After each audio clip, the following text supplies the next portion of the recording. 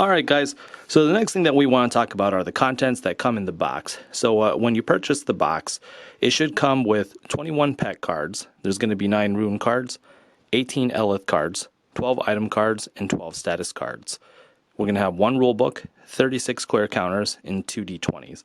This playmat does not come included with the game, it's sold separately, so you're not going to find it in the box. Alright, so now we're going to talk about how we get the game started. Familiar Mythic Arena is a drafting game. So when you purchase this game, you do not need to buy any other copies of the game unless you want to play a format called Constructed, where players will build their own decks from their own cards. The official format of the game is Draft, however.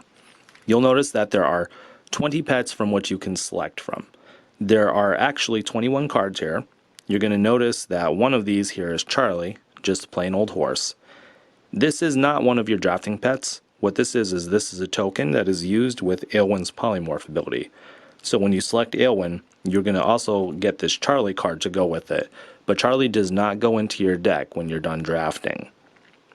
In order to determine who goes first in the game, you're going to take one of these d20s that come in the box. You're going to roll it to see who goes first. Player 1 got a 1.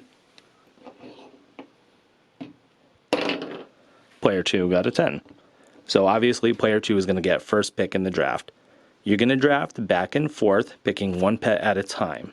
Once you get to 6 pets, you're going to take them and you're going to set them out down below, and you're going to make sure that your drafted cards are always visible to the opponent. This way you guys can make educated decisions about what you're trying to draft against each other.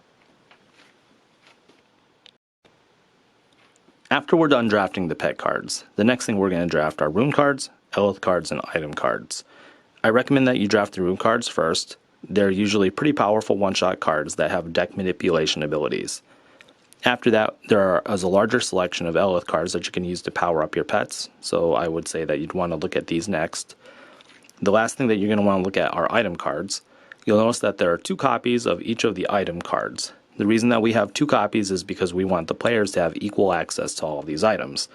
When you're constructing your deck, you're going to draft until you get to 21 cards, and then you're going to be done. But your deck must always have only 1 unique copy of every card in it.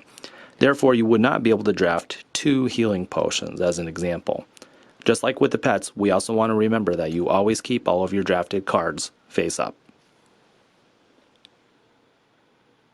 Okay, so after we're done drafting, you should have a total of 6 pets. Then following that, you're going to have a total of 15 cards set apart from those 6. That's going to be a total of 21 cards. Those other ones are going to be the rune cards, the Elith cards, and the item cards that you drafted.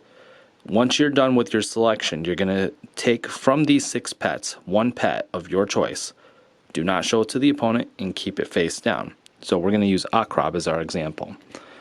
After that, what you're going to want to do is you're going to want to take these pets that are left over. You're going to take the rest of your cards. You want to make sure you do a good job splitting them up. And then you're going to shuffle up so that you don't get any big clumps. You're going to set your deck in your deck area, and then you're going to put your starting or lead pet into the front line face down. Once the game begins, then you're going to flip that pet over, as will your opponent.